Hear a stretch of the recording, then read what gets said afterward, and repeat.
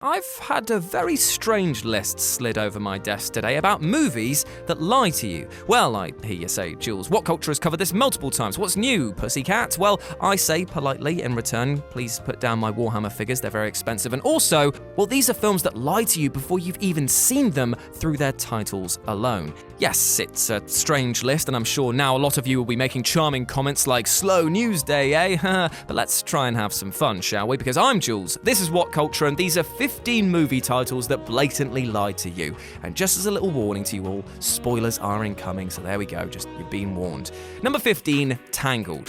What it suggests is that somebody involved in the retelling of the Rapunzel story will end up tangled in her hair, or that there'll be some sort of narrative entanglement at the very least. But the truth is that nobody gets tangled on the account of the fact that Rapunzel openly states how much she brushes her hair in all of her free time. There's not a single knot or tat in there. And strictly speaking, the narrative is pretty straightforward too, so it's a misnomer of two accounts. Number 14, The NeverEnding Story. What it suggests is that we're about to watch, in fact, a never-ending story, but the truth is, it ends. Come on, really? Is this an entry? Every film ends, but I guess that with that in mind, they probably couldn't have lied about it and just called it a story that ends, because that wouldn't have been any better. I never said that my suggestions would be any better. Obviously, it's a metaphorical title, and they could have got away with it after the first two movies with an implication that the story of Fantasia would go on. But then they made the third one, and it kind of killed the franchise, and it was painfully obvious that it just ended with a sad grunt and a flop, so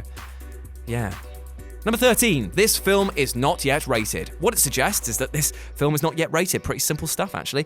But the truth is that this film, which is about the Motion Picture Association of America's rating system and its effect on American culture, has actually been rated several times. Initially, the MPAA gave it an NC-17 rating because it featured some graphic sexual content, because the filmmakers had chosen to illustrate the kind of material that would see an NC-17 rating applied. Director Kirby Dick appealed, and the final cut is not rated. But it still is in Canada, where it was given a 14A rating, and in the UK, where the BBFC gave it an 18 rating. See, that entry I actually kind of like because I learned something. The Tangled one, not so much. Number 12, John dies at the end. What it suggests is that John dies at the end, but the truth is, he doesn't. John does die, but thanks to the non-linear setup of the film, he actually dies in the middle when he's being questioned by Detective Lawrence Appleton about the grisly drug party. It definitely doesn't happen at the end, aka lies. Number 11, Clash of the Titans. What it suggests is that there'll be a major dust-up between Titans, because that phrase sets some pretty hefty expectations. You hear that, and you pretty much expect two immovable forces locked in combat until the end of time, right? But the truth is that there aren't even any Titans in the movie. They're alluded to right at the start as having been defeated by the new gods led by Zeus, but they don't return and clash with one another at all. It would have been more accurately called The Replacements of the Titans, or Remember the Titans, which actually was a much different, much better movie altogether, in fact.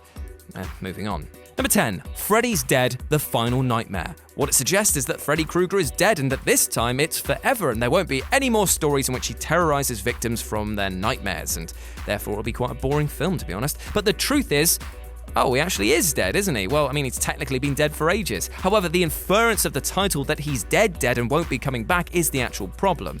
Sure, they didn't pull any post-credits boo hockey about him bringing him back immediately, but this was not the final nightmare. The reality was there have been 3 more Nightmare on Elm Street movies since this chapter was released, which is actually the 6th one, and there will be more.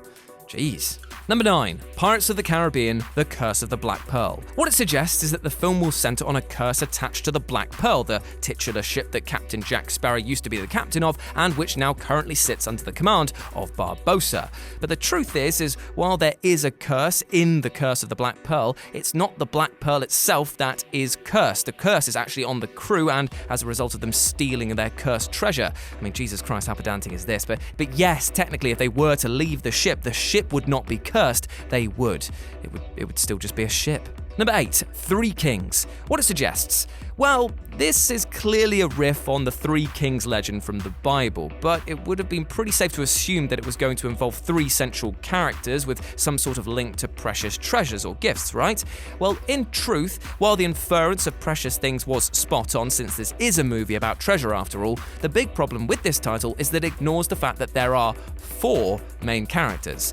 Sure, that might have compromised the biblical element, but that wasn't even important in the the first place. Plus, it might have actually been nice for Spike Jonze to have been acknowledged at all in this marketing. As it was, he was clearly deemed not famous enough and ended up missing from both the title and the cover and the poster art.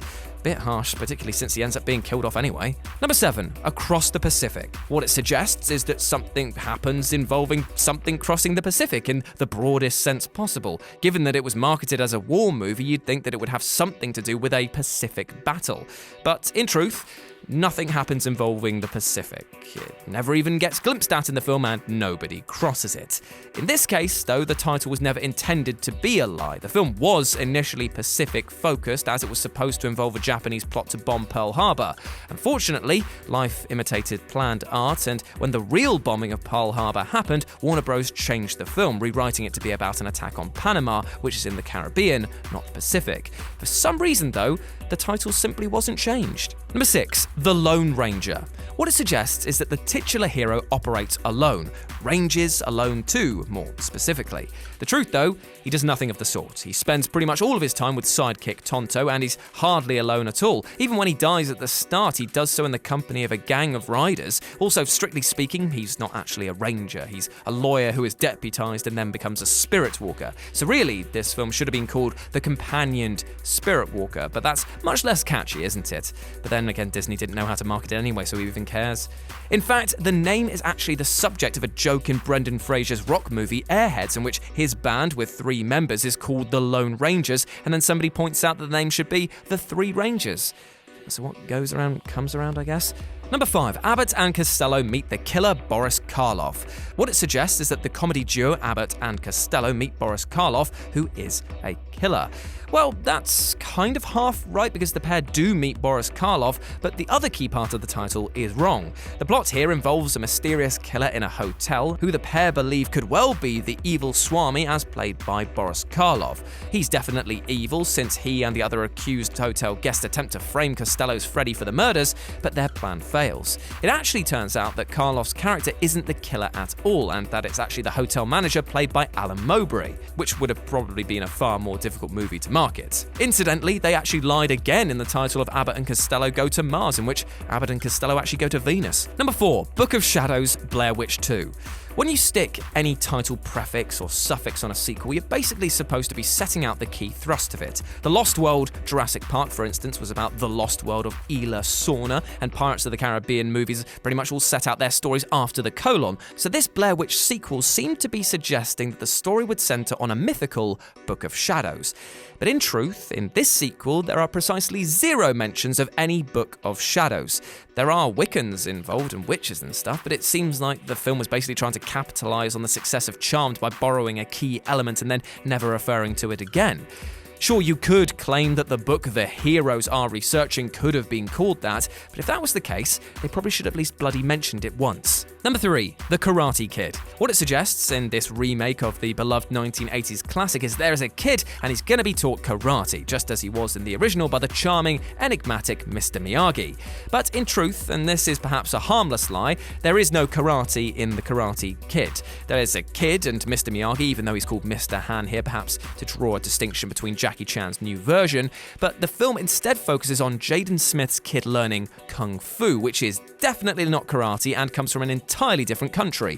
For a while, the idea of changing the title was apparently even entertained by Sony, but producer Jerry Weintraub rejected the idea. If you go around the world, actually, it's also quite funny because it's known as the Kung Fu Dream in China, and my favorite of all, in South Korea, it's just called Best Kid in Japan, which is also a lie, because it's got Jaden Smith in. Number 2, Assault on Precinct 13, 1976 version. What it suggests is that this film would be following an assault on Precinct 13, the 13th of the precincts, the 13th precinct, the precinct which numbers 13. But while in truth the assault does happen, it's pretty great to be honest, it doesn't happen on Precinct 13 at all. The actual location of the movie's central action is Precinct 9, Division 13, which would have made for a far more unwieldy title. Apparently, the film's distributor just thought that using the number 13 was too cool an opportunity to pass up, even if it made no sense, and they chose a more ominous title, believing it to sound better. To be fair though, they're not entirely wrong. And number 1, Terminator 2, Judgment Day.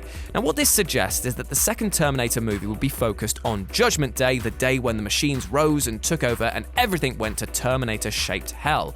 But in truth, actually, Judgment Day wouldn't have happened in this film even if the now morally realigned Terminator and the Connor family hadn't managed to change the course of history, even if temporarily. The film was actually set 2 years before Judgment Day was even supposed to happen, and it ends up being reverted anyway. The third Terminator film, called Rise of the Machines, should have, with this logic, been called Judgment Day, since the event actually does happen in the movie. But then it would have been one of those titles that gives away the plot, and it would have ended up on another one of our heavy, sarcasm, brilliant lists. You're welcome.